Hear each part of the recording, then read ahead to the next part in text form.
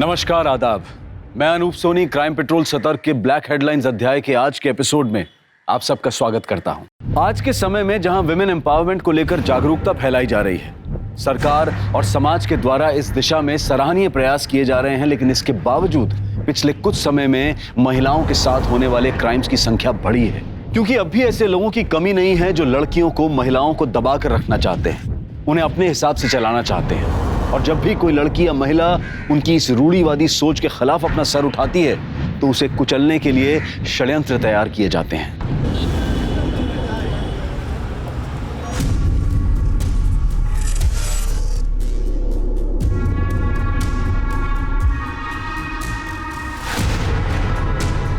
इतना आसान ना मैडम जी, मर्डर केस है, 10 लाख तो लग जाएंगे आपके। लेकिन सर इसकी क्या गारंटी है कि 10 लाख में मेरा रिलेटिव छूट जाएगा? यो हमारी गारंटी है मैडम, सब क्लियर हो जाएगा। कोर्ट में गवाह मुकर जाएगा और आपका रिश्तेदार छूट जाएगा। और चलो FIR की कॉपी भी दे देंगे, भेज देना रद्दी। और इससे बड़ी क्या गारंटी चाहिए आपको? देखा आपने, ये है हमारे राज्य की पुलिस की दुर्दशा। पुलिसकर्मी समय के साथ साथ निरंकुश होते जा रहे हैं। क्या वाकई में ऐसे लोग हमारे कानून व्यवस्था को सुचारू रख सकते हैं? क्या वाकई में ऐसे भ्रष्ट वर्दीधारी अपराधी हमें न्याय और इंसाफ दिला सकते हैं? जरा सोचिए। मैं प्रीति जैन आपसे विदा लेती हूँ। फिर मिलूंगी, किसी दूसरे सफेद पोश को बेनकाब करूंगी। जय हिंद। मैम, हम ये वीडियो हाइड कर देते हैं। हमें ऐसे में पुलिस से पंगा नहीं लेना चाहिए। यहाँ रक्षक भक्षक बन के घूम रहे हैं। नेहा, कहाँ जा रही हो? मैं अपनी फ्रेंड के घर लंच पे जा रही हूँ। तुम कहीं नहीं जाओगी, अंदर जाओ वापस। Go back to your room Neha.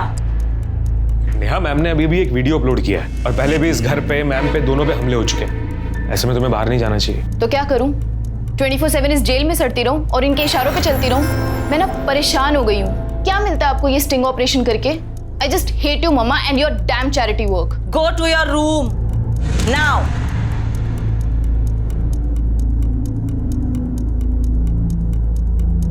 अब आगे किस पे स्टिंग ऑपरेशन करना है? रिसर्च किया है कुछ तुमने?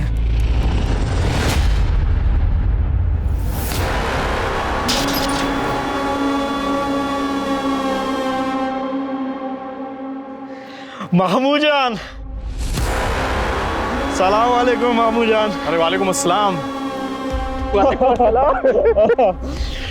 माशाल्लाह। अम्मी जान कैसी है? अम्मी जान बहुत अच्छी है। 50 फोन आ चुका उनका। चल घर चल। आजा आजा। कोई तकलीफ तो नहीं हुई ना जेल में? जेल में क्या है? तकलीफ। अरे अल्लाह कसम, मेरी निगाहें तरस रही उसे देखने के लिए। अस्सलाम वालेकुम अम्मी। हाँ, वालेकुम अस्सलाम। मेरा लाल, मिर्ची ला।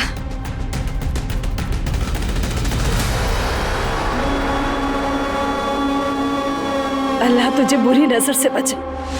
काकोरी कबाब, दम बिरयानी, शाही टुकड़ा। अम्मी, ये सब ना जेल में खाने के लिए तरस गया था मैं। सब कुछ तुम्हारे लिए ही बनाया है। अम्मी, भाईजान, शाहिद मेरे भाई। भाईजान कब? माशाअल्लाह 3 साल में कितना बड़ा हो गया। और पढ़ाई कैसी चल रही है? सब बढ़िया? बहुत अच्छी। हमारे स्कूल में अव्वल आता है, स्कूल का हेड बॉय है। इसे देख के लगता है कि जरीन और इम्तियाज खान की औलाद है। ये सलमा कहाँ है? हमारे रिहा होने की खबर दी ना उसे? हाँ अम्मी, मेरे निकाह की जितनी जल्दी हो सके ना तारीख पक्की करा दो आप। अरे क्या हुआ? सलमा के नाम से चुप क्यों हो गए आप? कितने महीने से मुझे मिलने भी नहीं आई वो जेल में। आ जाएगी वो, तुम जाकर हाथ मुंह धो लो।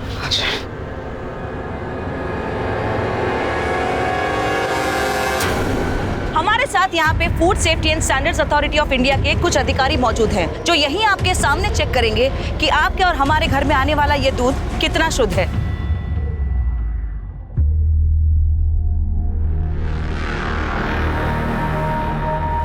नेताजी, वो स्टिंग ऑपरेशन वाली प्रीति जैन हमारे टेम्पो के दूध को चेक कर रही है और वीडियो भी बना रही है, और उसके साथ फूड ऑफिसर और पुलिस वाले भी हैं। तो सर, आप बता सकते हैं इस दूध में कितना पानी है? 80 लीटर पानी में सिर्फ 1 लीटर दूध है। सुना आपने? 80 लीटर पानी में सिर्फ 1 लीटर दूध है। इस डेयरी के मालिक हैं शंभू सिंह जी, जो हमारे पूर्व नेता नंद कुमार तिवारी जी के बचपन के दोस्त हैं और उनके निजी सलाहकार भी। तो अब आप समझ गए होंगे कि हमारे देश में भ्रष्टाचार की जड़ें कितनी गहरी हैं।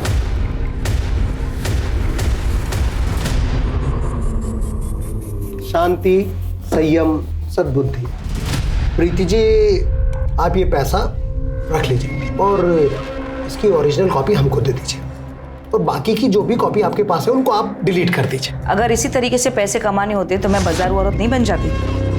अपने पैसे उठाइए और निकलते बनिए यहाँ से। प्रीति जी, हमको तो पैसे खर्च करने हैं, या तो आप ले लीजिए या हम आपके लिए किसी और को दे देते हैं। अब ये पैसे तो आप ही के ऊपर खर्च होंगे। अब इससे पहले कि आप कहें कि एक और स्टिंग ऑपरेशन हो गया, मैं आपको चेतावनी देना चाहती हूँ कि हमारी जो यहाँ पर बातचीत हो रही है ना, वो इस सीसीटीवी कैमरा में कैप्चर हो रही है। इसमें तो वीडियो रिकॉर्ड हो रहा है, ऑडियो तो रिकॉर्ड नहीं हो रही ना? क्योंकि ऑडियो मैं इस फोन में रिकॉर्ड कर रही हूँ। मैडम, हम तो आपकी ईमानदारी चेक कर रहे थे, आपका स्टिंग करके। हम मजाक कर रहे थे आपसे। आइंदा मजाक उनके साथ कीजिएगा जिनको चुटकुले सुनने का शौक है। मेरा काम तो आप जैसे लोगों की जिंदगी का मजाक बनाना है। अपने पैसे लीजिए और निकलिए यहाँ से। नमस्कार।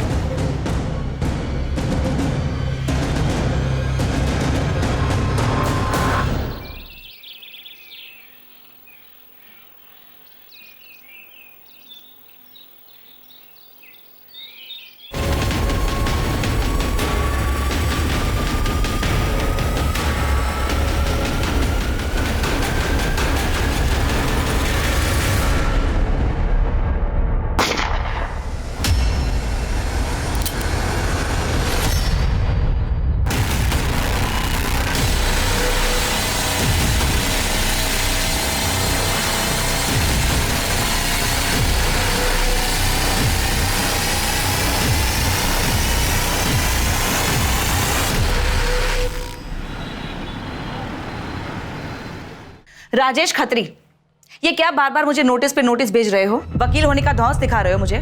चाहते क्या हो तुम? मैं बस अपने मकान का किराया चाहता हूँ जो तुमने पिछले 3 साल से नहीं दिया है। तुम भी जानते हो मैंने 2 साल और 3 महीने का किराया क्यों नहीं दिया अब तक। अरे हाँ, तो कम से कम 9 महीने का दे दो। अगर नहीं दिया तो मैं तुम्हें फाइनल नोटिस भेजूंगा मकान खाली करने के लिए। देखो, तुम जैसे वकीलों से मेरा रोज पाला पड़ता है। आइंदा से मुझे नोटिस मत भेजना। जिस दिन मेरे पास पैसे होंगे मैं खुद तुम्हें फोन कर लूंगी।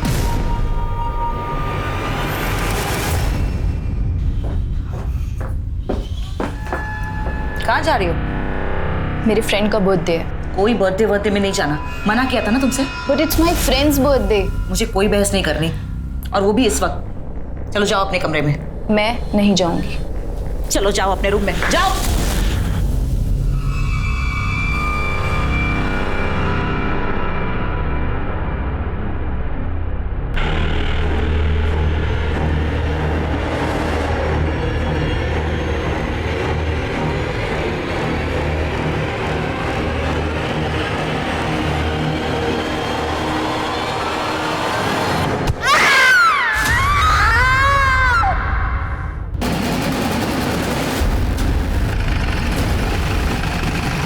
जैन सर।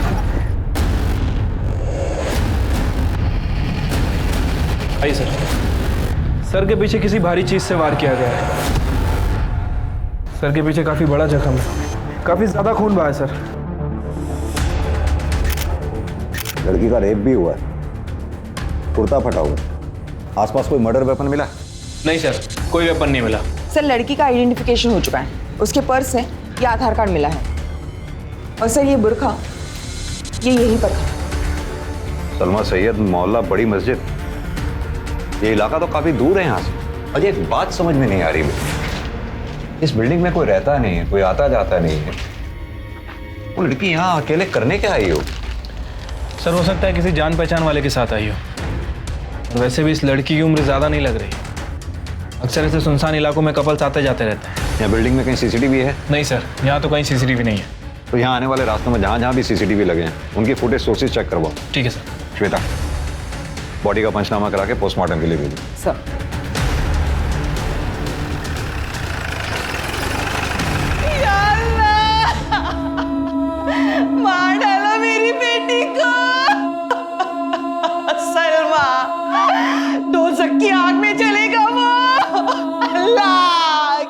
किया ये? मार डाला उसने, मार डाला। मेरी बच्ची, क्या हुआ?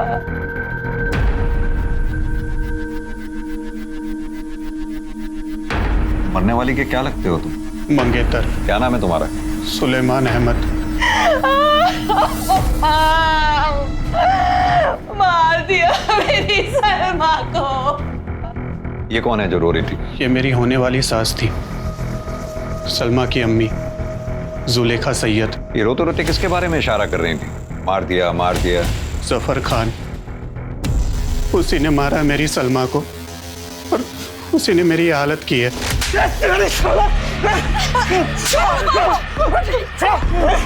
मैं और सलमा बचपन से प्यार करते हैं, मगर ये हो चुकी है सवारी। छोड़ो सफर। तेरी हिम्मत है, उससे मंगनी करेगा तू? तुझे तो मैं यही मार दूंगा। छोड़ो उसे। सफर, मैंने खाने के मैं तुमसे निकाह नहीं कर सकती। मैं नहीं चाहती कि मेरे बच्चों का बाप एक खूनी हो। तेरे चाहने से क्या होता?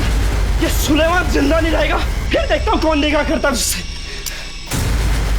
हटो, हट।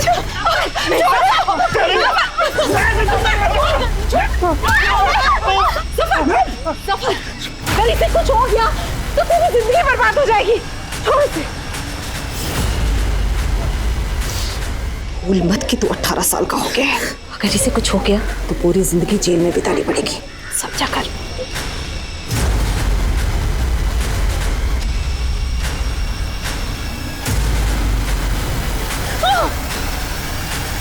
ये जो तेरे हाथों में सुलेमान के नाम की मेहंदी है ना, ये हाथ तोड़ दूंगा मैं। तेरे 3 भाइयों, अम्मी, अब्बू सबको मार दूंगा। हंसता हंसता ना जेल चला जाऊंगा मैं, समझे? मेरे साथ निकाह की तैयारियां शुरू कर दे। हाथ हटा।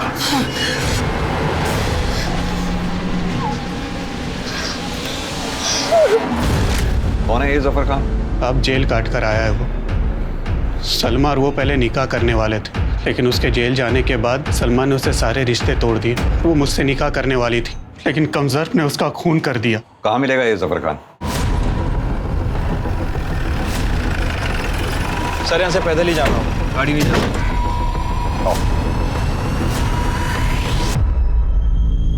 आपा please. Mafia queen Zarina Khan हो तुम, और तुम्हारे बेटे जुर्म की ठेकेदारी कब छोड़ेंगे? तुम्हारा शौहर इम्तियाज खान 6 साल पहले पुलिस के एनकाउंटर में मारा गया, तब भी तुम लोग नहीं सुधरे। 20 साल का बेटा 2 साल पहले एनकाउंटर में मारा गया। 17 साल का बेटा जेल में है। 18 साल का बेटा 2 महीने पहले बेल पर आकर रेप और मर्डर के केस में फिर फरार है। मुद्दे की बात कीजिए साहब। मुद्दे की बात यह है कि जफर खान है कहाँ? मालूम नहीं। घर की तलाशी लो। सर, ये तुम्हारा छोटा शहजादा शाहिद खान। सर, अंदर कोई नहीं है। जफर का फोन भी बंद है सर। बेहतर यही होगा कि जफर खान खुद को पुलिस के हवाले कर दे। अगर नहीं भी किया तो वैसे भी मैं तुम्हारी ये माफियागिरी खत्म कर दूंगा। अल्लाह हाफिज। अजय सर, ये जफर के फोन को सर्विलांस पे डालो। वो ना हो वो अपनी माँ को कांटेक्ट करने की कोशिश जरूर करेगा।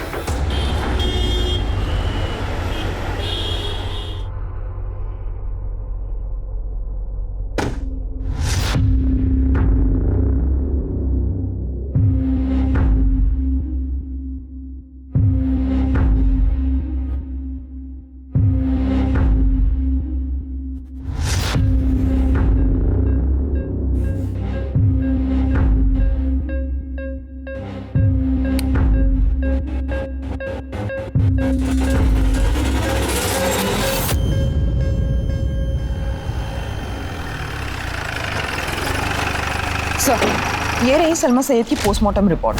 सर, पोस्टमार्टम करने वाले डॉक्टर का कहना है कि वार लोहे की किसी भारी चीज से किया है, जिसकी वजह से सर का पीछे का हिस्सा 2 टुकड़ों में हो गया। लेकिन डॉक्टर का मानना है कि सलमा का रेप नहीं हुआ। राइट सर, लेकिन डेथ से पहले विक्टिम के साथ सेक्स जरूर हुआ था। लेकिन सलमा तो जफर से निकाह नहीं करना चाहती थी, तो फिर ये कंसेंसुअल सेक्स कैसे? और अगर कंसेंसुअल सेक्स हुआ है फिर मर्डर क्यों? सर, वारदात की जगह जहां जहां भी सीसीटीवी कैमरा था सभी की फुटेज मिल गई है। लगाओ। ये देखिए सर, 12:45 पर ये जफर किसी बुरखे वाली लड़की के साथ बाइक पर आ रहा है और ये बिल्डिंग के अंदर चलेगा। ये बुरके वाली लड़की जरूर सलमा ही होगी। और ये देखिए, थोड़ी देर बाद जरीना अपने छोटे बेटे शाहिद के साथ आती है और ये दोनों भी बिल्डिंग के अंदर चले गए। इसका छोटा बेटा तो माइनर है ना शाहिद? हाँ सर। बाइक कैसे चला रहा है वो भी बिना हेलमेट? ट्रैफिक पुलिस की नजरों से बच गया होगा सर। और ये देखिए, लगभग 7 मिनट बाद ये दोनों माँ बेटे बाइक से जाते हुए दिख रहे हैं। और जफर? सर, ये पीछे वाले रास्ते की सीसीटीवी फुटेज है। जफर पीछे वाले रास्ते से जाते हुए दिख रहा है। ये जफर की बाइक की डिटेल्स फौरन सर्कुलेट करवाओ और जफर की भी details, information patrolling team, highway police, आसपास के थानों में सब जगह शेयर करो। और हाँ, ये जरीना और उसके छोटे बेटे शाहिद, इन दोनों को उठा के लाओ। ठीक है सर। साहब, सलमा को हमने मारा है।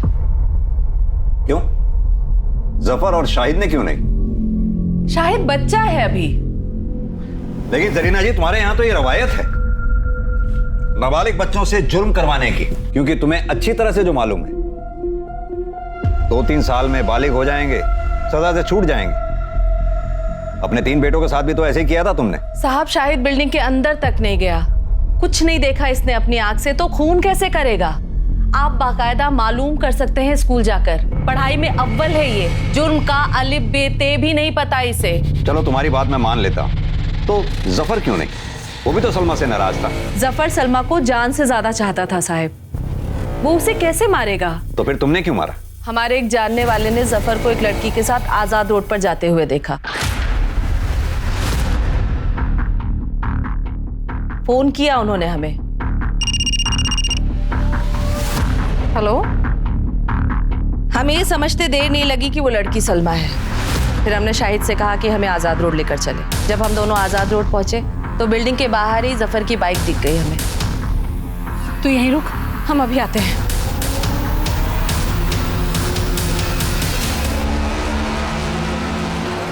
जफर, तुमने जैसा कहा मैंने वैसा किया। मैं तुमसे मिलने भी आई, तुम्हारे साथ हम बिस्तर भी हुई। अब खुदा के वास्ते तुम सुलेमान और मेरे परिवार को परेशान मत करना। मैं तुम्हारे आगे हाथ जोड़ती हूँ, तुम मुझे हमेशा हमेशा के लिए भूल जाओ। बचपन का प्यार है रे। ना मैं तुझे भूलूंगा और ना ही भूलने दूंगा। और सुन, निकाह तो किसी से भी कर ले, जब मैं तुझे बुलाऊं ना तो सीधा आना होगा। छी जफर, मुझे अब तुमसे घिन आ रही है। मैंने तुमसे ना शादी करने का फैसला बिल्कुल सही किया। मैं तुम्हें खबरदार कर रही हूँ, अब अगर तुमने मेरे साथ जबरदस्ती की ना तो मैं तुम्हारे खिलाफ पुलिस में कंप्लेंट डाल दूंगी कि तुम मेरा रेप करते थे और जेल जाने से पहले भी तुमने मेरा रेप किया था। मेरी बिल्ली मुझे में हो, अमीनी ब्लैकमेल कर रही है। तू जफर की थी, है और हमेशा रहेगी। मैं जा रही हूँ तुम्हारे खिलाफ कंप्लेंट डालने कि तुमने मेरा रेप किया था। क्या निकल, करता नहीं किसी से। खाला, अम्मी, सब सुन लिया हमने। अच्छा तो देख लो ना अपनी बेटी की करतूत, क्या कर रहा है आपका बेटा। कर लो ना इससे निकाह, पलकों पे बिठा कर रखूंगी तुझे। मैं एक खूनी के साथ निकाह नहीं कर सकती, आप हट जाओ, वरना मैं आप पर अपने बेटे के साथ मिलकर जबरदस्ती करने का केस डाल दूंगी मैं। अरे जाने दो अम्मी, देखिए मैंने इसकी औकात। औकात की बात कर रहे हो? दिखाती तुम दोनों माँ बेटों को अपनी औकात। ये लो, मैं जा रही पुलिस स्टेशन में कंप्लेंट करने की तुमने मेरा रेप किया था।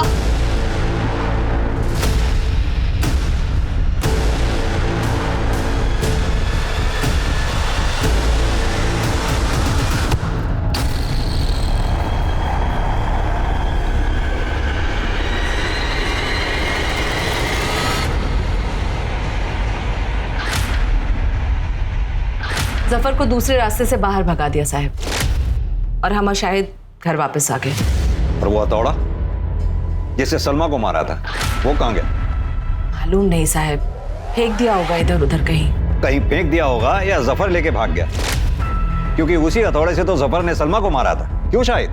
मुझे कुछ नहीं मालूम, जैसा कि अम्मी जान ने कहा कि मैं बाहर था, अंदर क्या हूँ मुझे कुछ नहीं पता। जरीना खानम के इकबाल जुर्म के आधार पर पुलिस ने यह केस कोर्ट में फाइल कर दिया और ट्रायल भी शुरू हो गया। लेकिन पुलिस को अब भी शक था कि जरीना जफर को बचाने के लिए खून अपने सर पर ले रही है, इसलिए उन्होंने जफर को ढूंढने की मुहिम भी जारी रखी।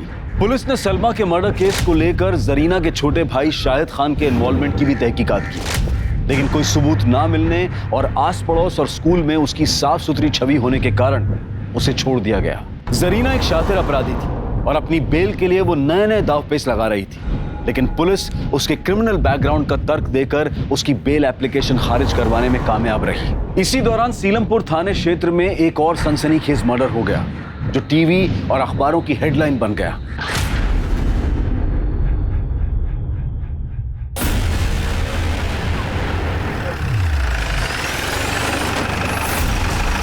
सर, डेड बॉडी अंदर है। सर, काफी हाई प्रोफाइल केस है।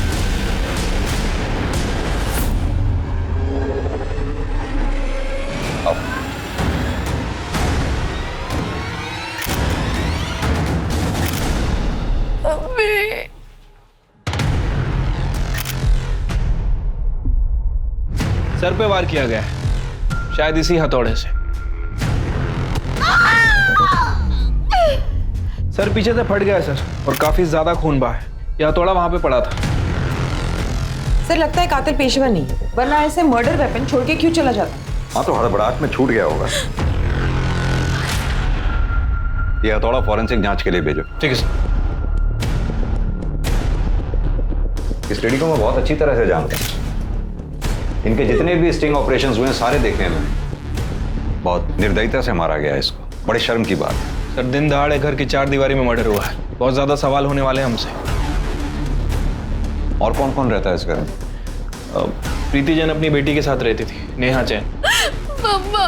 और असिस्टेंट के कभी कभार घर में आता था। एक्चुअली वो घर से ही ऑपरेट करती थी। श्वेता,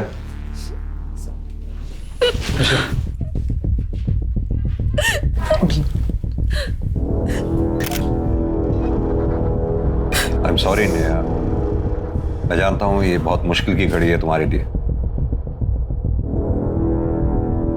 मजबूरी है, हमारे लिए कुछ सवालों के जवाब जानना बहुत जरूरी है। आपने किसी को आते जाते देखा था? सर, मैं घर पे नहीं थी। कहाँ गई थी आप? मैं अपनी फ्रेंड के घर गई थी, जनकपुरी में। और आप? सर आज संडे है ना, मेरा वीकली ऑफ था। मैं तो सर अपने पीजी में था, न्यू फ्रेंड्स कॉलोनी। आपको पता कब चला इस हादसे का?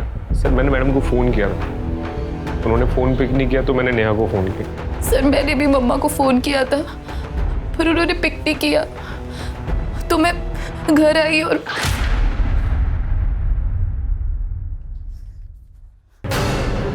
मम्मा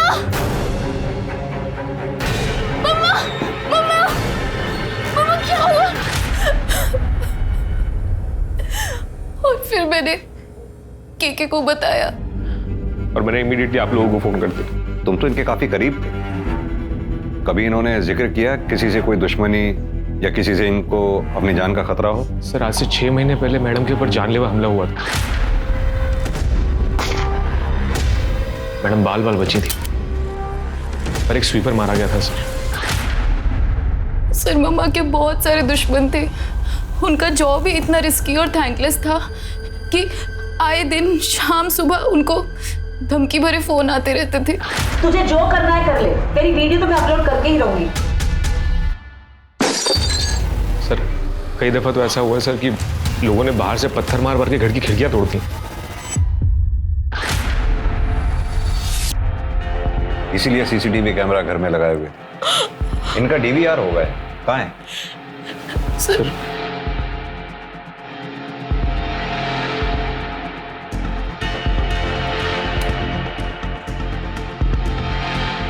सर ये तो बंद था। बंद है? हाँ सर, पूरी वायर निकली हुई है। ये डीवीआर बंद कब हुआ? किसने किया ये? सर पता नहीं।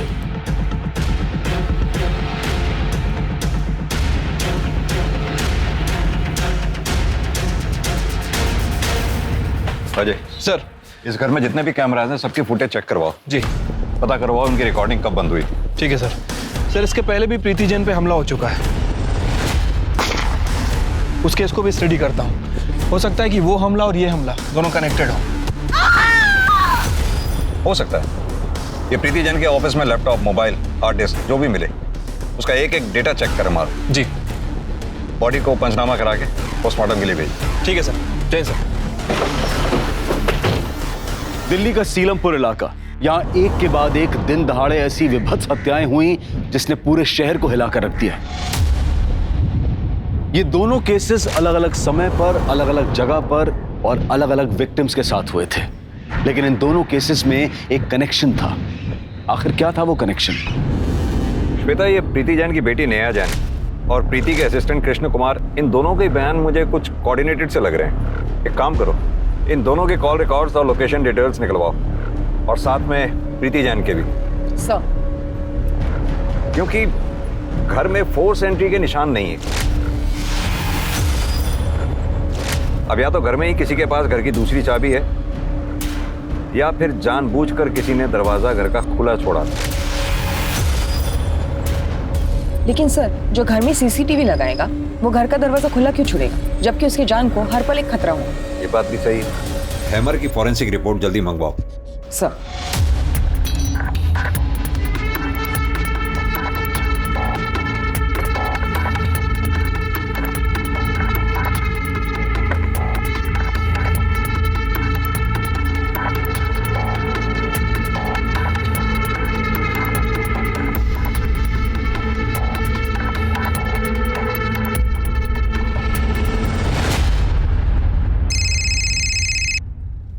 हेलो,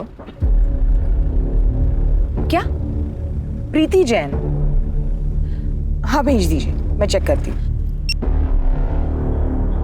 हमारे साथ यहाँ पर food safety and standards authority of India के कुछ अधिकारी। सर, मेरे जीजा जी ट्रैफिक पुलिस में, और उन्होंने मुझे ये वीडियो भेजा। और हमारे घर पे आने वाला ये दूध कितना सर, प्रीति जैन ने मिनिस्टर नंद कुमार तिवारी के निजी सलाहकार शंभू सिंह के डेयरी पर ये स्टिंग ऑपरेशन किया था। उस वक्त जीजा जी उसी के साथ थे, तो उन्होंने भी ये वीडियो रिकॉर्ड कर लिया। श्वेता, मैंने प्रीति जैन ने जितने भी स्टिंग ऑपरेशंस किए हैं उसके सारे अपलोडेड वीडियोस देखे, लेकिन ये वीडियो तो अपलोड हुआ ही नहीं। सर, कहीं ऐसा तो नहीं कि इस वीडियो की वजह से प्रीति जैन का मर्डर हुआ हो?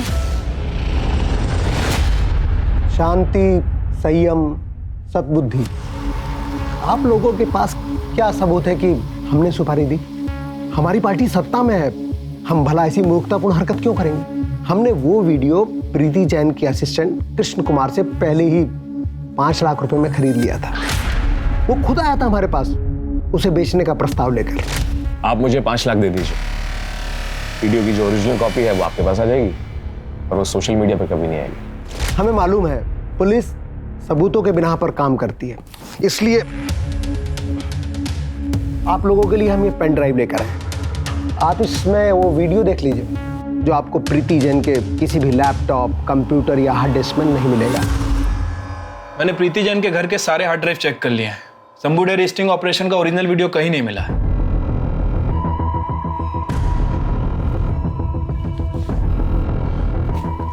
सर, तिवारी मैडम को खरीदना चाहता था, लेकिन मैडम ने कभी अपने आदर्शों के साथ समझौता नहीं किया। और तुम बिक गए? सर, साल भर से मैडम के यहाँ काम कर रहा था, खाने पीने के अलावा कभी कुछ पैसे नहीं मिले, मैं लालच में आ गया सर। और दोबारा लालच में आके तुमने प्रीति जैन को मार दिया? सर, मैंने नहीं मारा सर। तो मरवा दिया होगा या मारने में मदद की होगी? सर, मैंने ऐसा कुछ भी नहीं किया सर। तिवारी और उसका जो सलाहकार है ना सर, वो शंभू सिंह, मैडम ने उनके ऊपर कई बार पहले भी धावा बोला था सर, उन्होंने मारा होगा सर। मिश्रा सर,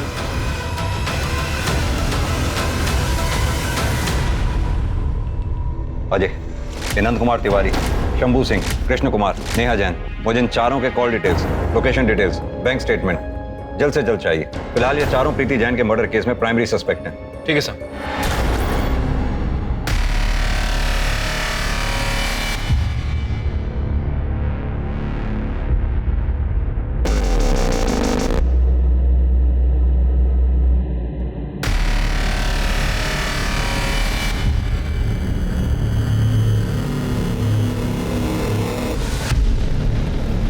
ये तुम दोनों की लोकेशन डिटेल्स। वारदात के वक्त आप दोनों घर में ही मौजूद थे। सीधी तरह से बताइए कि आपने अपनी मां को क्यों मारा? सर, मैंने मम्मा का मर्डर नहीं किया है। झूठ बोल रही हैं आप। वारदात के वक्त आप अपने घर में मौजूद थी। आपने जानबूझकर अपने घर का दरवाजा खुला छोड़ा ताकि बाहर से कोई अंदर आ सके, और कोई अंदर आया भी तो सीधा आपके कमरे में गया और आपके साथ मिलकर आपकी मां का काम तमाम कर दिया। अब वो केके था या फिर कोई और? नहीं sir, this is not true. ये तो सच है ना कि तुम्हारी अपनी माँ से बनती नहीं थी। आए दिन हमेशा झगड़े हुआ करते थे और ये बात तुम्हारे घर से मिली सीसीटीवी फुटेज से साफ होती है। यस सर, ये बात सच है कि हम लड़ते थे क्योंकि हमारे आइडियाज मैच नहीं होते थे। उनकी सोशल एक्टिविज्म और चैरिटी मेरी समझ से बाहर थी। लेकिन ट्रस्ट मी सर, मैं मम्मा की डेथ के बारे में कुछ नहीं जानती। कैसे पॉसिबल है ये? वारदात के वक्त आप अपने घर में ऊपर अपने कमरे में मौजूद थी। कोई बाहर से आया आपकी मम्मा को मारकर चला गया, आपको पता तक नहीं चला। कैसे पॉसिबल है ये?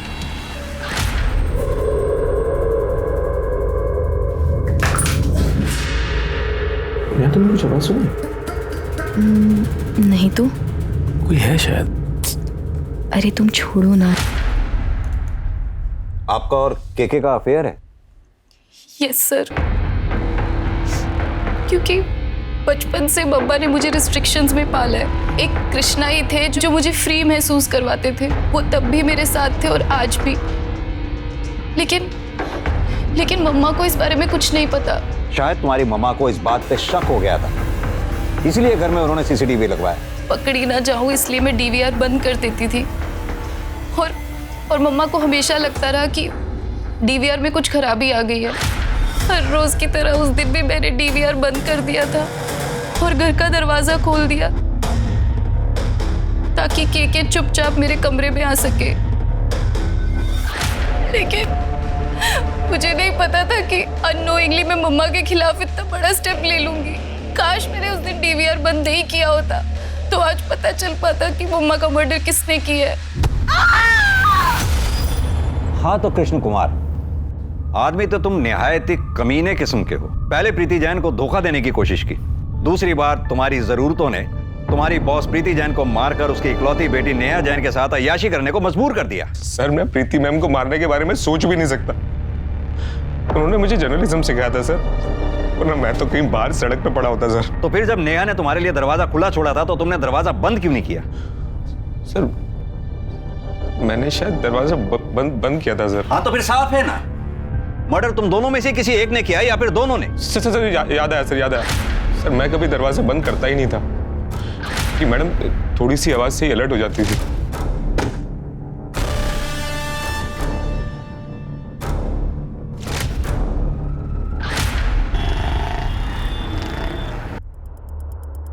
सर, वो आज भाईजान का कॉल आया था। क्या कह रहा था? सर, वो अम्मी जान के बारे में पूछ रहे थे, उनके फिक्रमंद थे। उसे तुमने कहा नहीं हमारे पास आने के लिए? मैंने उन्हें कहा, लेकिन उन्होंने बोला कि एक बार बस अम्मी को बेल मिल जाए, बस उसके बाद ही फिर वो आपके सामने आएंगे। फिर वो बार बार कह रहे थे कि उन्होंने कुछ नहीं किया है। ये शायद कुछ ज्यादा सीधा नहीं बन रहा। सर, इसके ऊपर नजर रखते हैं। भाईजान 1 मिनट अपना मोबाइल देंगे?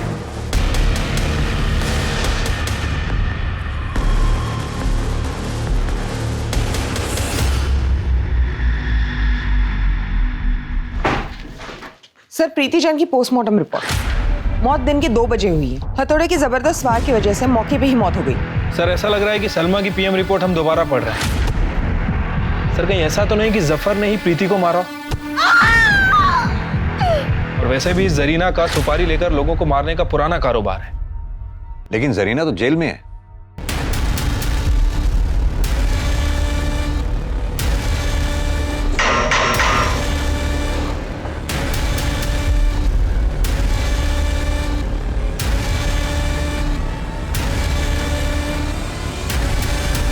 सर, हो सकता है कोई बाहर का एजेंट हो। तो हमें इमीडिएटली 2 काम करने हैं। एक तो ये सुपारी लेने वाले एजेंट को ढूंढना, दूसरा प्रीति के दुश्मनों की लिस्ट बनाओ। पता करो उसमें ऐसा कौन सा आदमी है जिसकी जरीना तक डायरेक्ट पहुंचे। सर, प्रीति जैन के घर से हमने जो डॉक्यूमेंट्स कलेक्ट किए थे उसमें से ये कोर्ट का नोटिस भी मिला है सर। ये देखिए। ये तो घर खाली कराने का नोटिस। प्रीति जैन ने पिछले 3 साल से घर का किराया नहीं दिया था। नोटिस भेजने वाले का नाम है राजेश खत्री। और सर, ये है प्रीति जैन का कॉल रिकॉर्ड्स। ये देखिए सर, शुरुआत में तो ऐसा कुछ भी सस्पिशियस नहीं लगा, लेकिन 9 महीने पहले के कॉल रिकॉर्ड में प्रीति किसी सूरज खत्री के साथ लगातार संपर्क में थी सर। जरा पता करो ये सूरज खत्री और राजेश खत्री के बीच में क्या कनेक्शन है। सर, जफर के बारे में कुछ पता लगा? अभी तक तो नहीं सर। ये जरीना के सुपारी गेटवे का पता करो, क्योंकि अगर प्रीति और सलमा सैयद, इन दोनों की मौत एक ही तरीके से हुई है, तो मुझे लगता है कि दोनों की मौत में वेपन भी एक ही इस्तेमाल हुआ हो, क्योंकि सलमा सईद के मर्डर स्पॉट से हमें मर्डर वेपन नहीं मिला था, जो कि प्रीति जैन के मर्डर स्पॉट से हमें बरामद हुआ। अजय, ये मर्डर वेपन लैब एक्सपर्ट को एक बार दोबारा चेक करवाने के लिए भेजो। मेरी गट फीलिंग है कुछ ना कुछ हाथ जरूर लगेगा। ठीक है सर।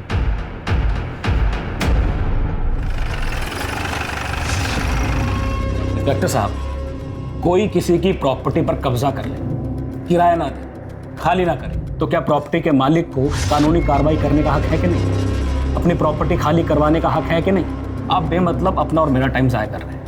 एक्सक्यूज मी, मेरी कोर्ट में पेशी है, आई एम गेटिंग लेट। ये मेरा कार्ड है, जरूरत पड़े तो फोन कर लें। Bye bye. आपको तो कोर्ट नहीं जाना, बैठिए, कुछ बातें करते हैं। मिस्टर सूरज, 9 महीने पहले तक आपकी प्रीति जैन से लगातार फोन पे बातें होती थी, फिर अचानक ऐसा क्या हुआ जो बातें बंद हो गई? मेरा और प्रीति का अफेयर था, हम शादी करने वाले थे, हमारा 2 साल का रिलेशनशिप था, पर उसने ही तोड़ दिया। देखो प्रीति, ऐसा क्यों? देखो मैं सब कुछ ठीक कर दूंगा, मेरी बात मानो प्लीज। सूरज प्लीज, हम अपने रिलेशनशिप को आगे कंटिन्यू नहीं कर सकते।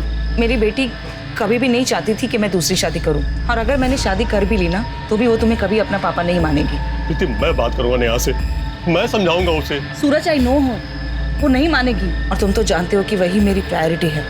आज के बाद हम इस बारे में कभी बात नहीं करेंगे।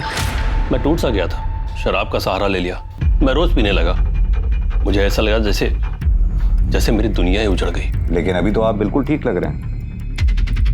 क्या ये प्रीति जैन के मर्डर से मिली खुशी का असर है? नहीं सर, मैं अभी भी रिहैब से लौटा हूँ। मैंने भी इनफैक्ट उससे कहा कि जब तक तेरा सूरज से अफेयर था तब तक तो किराया मत दे, लास्ट के 9 महीने का दे दे। वो देने भी वाली थी, लेकिन मेरे बेटे राजेश को अर्जेंट पैसों की जरूरत थी, तो उसने उसको नोटिस भिजवा दिए और वो रेगुलर उसको फॉलो करता था। मिस्टर सूरज, आप तो प्रीति के काफी क्लोज थे, आपको क्या लगता है प्रीति जैन को कौन मार सकता है? पता नहीं सर, पर हाँ, प्रीति को सबसे अधिक टेंशन नेहा की रहती थी, और इससे ज्यादा कुछ कह नहीं सकता मैं। सर मुझे तो ये पूरी फैमिली सस्पेक्ट लग रही है। ये सूरज खत्री के भी कहानी पे विश्वास नहीं किया जा सकता। ज्यादातर केसेस क्राइम ऑफ पैशन होते हैं, और बात वो ज्यादा ही शुगर कोटेड बातें कर रहा था। वैसे आपने वो सूरज को नोटिस किया? वो भी नेहा की तरफ ही इशारा कर रहा था।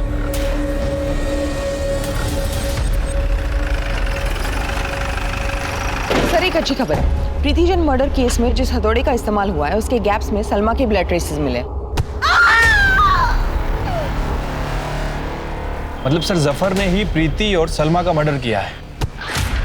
ये जरीना हमें बरगलाने की कोशिश कर रही है। जफर जब वहां से भागा होगा तो अपने साथ मर्डर वेपन भी लेकर गया होगा, और जब उसे जरीना के जरिए प्रीति को मारने की सुपारी मिली तो उसने उसी मर्डर वेपन का, यानी कि हथौड़े का इस्तेमाल कर प्रीति का मर्डर कर दिया। लेकिन जफर और जरीना के बीच में कम्युनिकेशन नहीं है। जरीना जेल में है, जफर ना तो उससे मिल सकता है और ना ही फोन पे बात कर सकता है।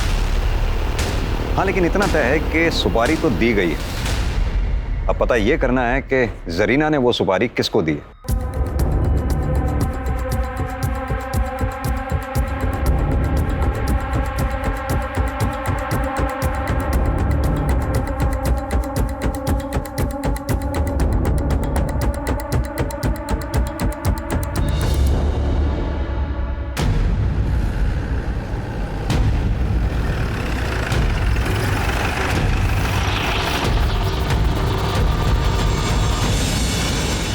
हाँ, जरीना जी का वकील हूँ मैं। इसमें प्रॉब्लम क्या है? कोई प्रॉब्लम नहीं, लेकिन आप वकील होने के साथ साथ एक सुपारी एजेंट भी हैं। क्या? जी हाँ, राजेश खत्री ने आपके अकाउंट में 25 लाख रुपए जमा कराए। जान सकता हूँ क्यों? तो राजेश मेरा फ्रेंड है, उसने मुझे लोन दिया 25 लाख रुपए। अब इसमें कोई प्रॉब्लम है? निरी बकवास है ये, वो लोन नहीं, तो तुम्हारे जरिए प्रीति को मारने की सुपारी थी जरीना को। वकील साहब, अगर ये बात कोर्ट में पता चल गई ना, तो आपकी ये वकालत का लाइसेंस भी रद्द हो जाएगा। रत्नेश भाई, मुझे इसकी सुपारी दे। ठीक है। जरीना जी को ये बात बताई मैंने, उन्होंने भी मेरे अकाउंट में पैसे मंगवा लिए ताकि मेरी फीस निकल सके। पर बाद में राजेश ने सुपारी कैंसिल कर दी। सर मैंने सुपारी कैंसिल कर दी थी, वरना उस दिन जब आप मेरे घर आए थे तो मैं आपको सच ना बता देता। आप जैसे वकीलों की सच्चाई हमें पता है वकील साहब। वाकई में सुपारी कैंसिल कर दी थी या फिर नई कहानी बना रहे हो? बताओ, किसके जरिए जरीना ने प्रीति जैन को मरवाया? उसका बेटा जफर था या फिर कोई और अगर जफर था तो कहां छुपा रखा है जफर को?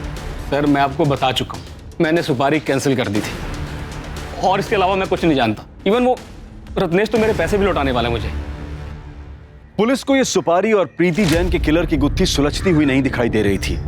उधर जफर भी फरार था और पुलिस उसे धर दबोचने में कामयाब नहीं हो पा रही थी। पुलिस को जरीना के छोटे बेटे शाहिद पर भी शक था, क्योंकि शाहिद के खानदान में 18 की उम्र से पहले नाबालिग बच्चों से जुर्म करवाने का प्रचलन था। लेकिन शाहिद की एलिबी भी पक्की थी।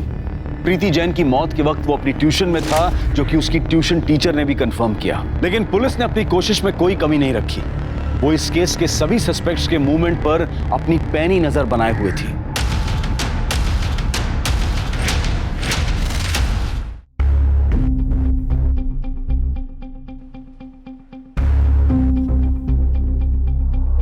मैडम वो ठीक 1:30 बजे अंदर चला गया।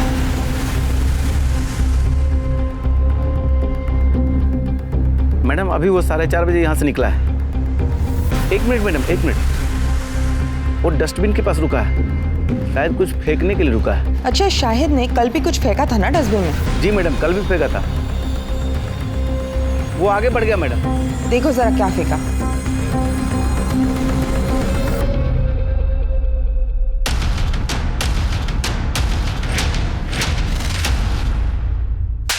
आपको पता है ना, नाबालिग बच्चों के साथ शारीरिक संबंध बनाना कानूनी जुर्म है। अगर ये बात पब्लिक में आई ना तो जिंदगी भर के लिए बदनाम हो जाओगी। सॉरी मैडम, गलती हो गई, आगे से नहीं होगा। ये बताओ, 27 अक्टूबर को दिन में 1:30 बजे से लेकर 4:30 बजे के बीच में शाहिद क्या तुम्हारे पास ट्यूशन पढ़ने के लिए आया था? नहीं सर। हाँ तो शाहिद, तुम्हारे भाईजान का फोन आया था? नहीं सर। देखो शाहिद, सीधा मुद्दे पे आते हैं। हमारी टीम को तुम्हारी बाइक से कुछ ब्लड सैंपल्स मिले। रिपोर्ट आने पर क्लियर हो ही जाएगा और तुम जेल भी जाओगे। तो सीधी तरह से बता दो कि वो खून किसका है और तुमने किस किस को मारा है। बताता हूँ सर। ज्यादा मुझे क्या होगा, 2 साल की जेल होगी, उसके बाद मैं वापस छूट जाऊंगा। फिर मुझे जो पढ़ना होगा मैं पढ़ूंगा ना। तो तुम ये मानते हो कि तुमने प्रीति जैन का मर्डर किया है? मैंने सलमा का भी मर्डर किया है। अम्मी जान तो बेवजह जेल में और भाईजान भी बेवजह फरार है। भाईजान को मैंने बहुत समझाया कि वो यहाँ आ जाए ताकि मैं खुद को आप लोगों के हवाले कर सकूं, लेकिन भाईजान मुझसे इतना प्यार करते हैं कि वो माने ही नहीं। उल्टा वो तो अम्मी को बेल दिलवाने के लिए तड़प रहे थे। सलमा को तुमने कैसे मारा? वो बदजात औरत अम्मी और भाईजान की पुलिस में कंप्लेन करने जा रही थी। मैं जा रही पुलिस स्टेशन में कंप्लेन करने की, तुमने मेरा रेप किया था।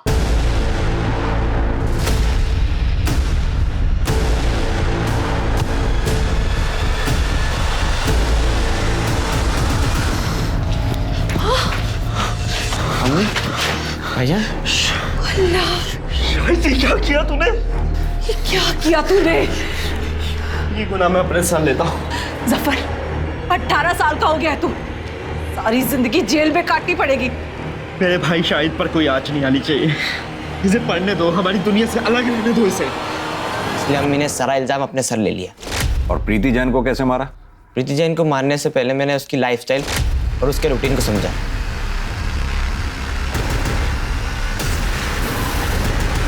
नेहा का दरवाज़ा खुला छोड़ देना और केके का दरवाज़ा बंद ना करना मेरा काम और आसान कर गया। फिर उस दिन जब केके अंदर गया तो उसके पीछे छुपकर मैं भी अंदर घुसा।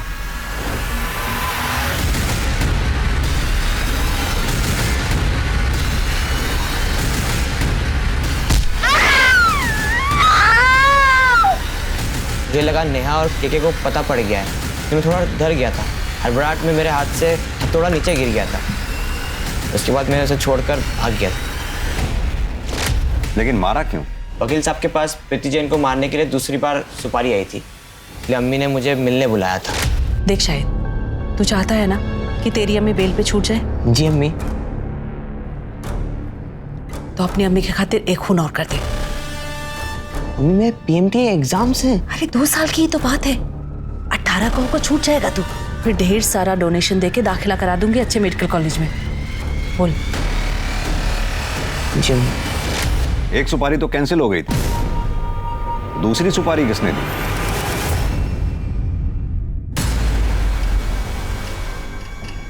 मुझे पता था जरीना को सुपारी दी गई थी, लेकिन बाद में राजेश ने फैमिली का भला सोचते हुए उसे कैंसिल कर दिया। उस औरत ने मेरे बेटे की जिंदगी खराब कर दी थी।